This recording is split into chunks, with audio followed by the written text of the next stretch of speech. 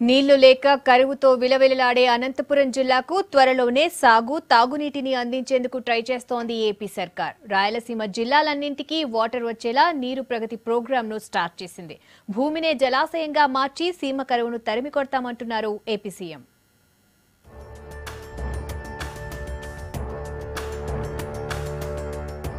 రాళ్లసీమను రతనాలసీమ చేస్తామంటున్నారు AP CM Chandrababu. Anantapuram Srinagar కాలనీలో ఏర్పాటు చేసిన నీరు ప్రగతి రాష్ట్ర స్థాయి సదస్సులో పాల్గొన్న ఆయన సీమ గతిని మార్చేస్తామన్నారు. మనల్ని చూసి కరువు భయపడాలి తప్ప మనం కరువును చూసి భయపడొద్దంటూ ప్రజల్లో ధైర్యం నింపారు. పంట సంజీవని పేరుతో జిల్లాలో 1,00,000 ఫామ్ పాండ్స్ నిర్మించాలని టార్గెట్ గా పెట్టుకున్నామన్నారు బాబు. పంట సంజీవని కార్యక్రమం కింద దగ్గర 10 లక్షల ఫామ్ పాండ్స్ ని మనం ప్రారంభిస్తున్నాం. అనంతపురం జిల్లాలో 1,00,000 ఫామ్ పాండ్స్ తవ్వాల్సిన అవసరం ఉంది. మేమందరం కూడా ఈ రోజు నుంచే ప్రారంభించి తప్పకుండా తవ్వుకుంటామని గట్టిగా హర్షాన్ని ఆమోదాన్ని మీరు తెలియజేయాల్సిన అవసరం ఉంది.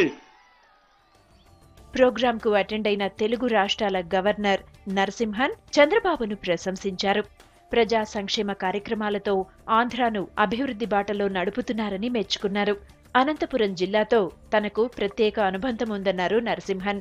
నాకు అనంతపురంతో ఒక చాలా ముఖ్యమైన సంబంధం ఉంది, చాలా అభిమానం ఉంది. 45 సంవత్సరం ముందు నేను ఈ అనంతపూర్కి వచ్చాను. దాని తర్వాత ఈ అనంతపురంని అనంతపురంగా చూశాను. ఇంత ప్రభుత్వం మీకోసం ఇంత పని చేస్తుందంటే ఎంతో మీ భాగ్యం, అది నేను చెప్తున్నాను.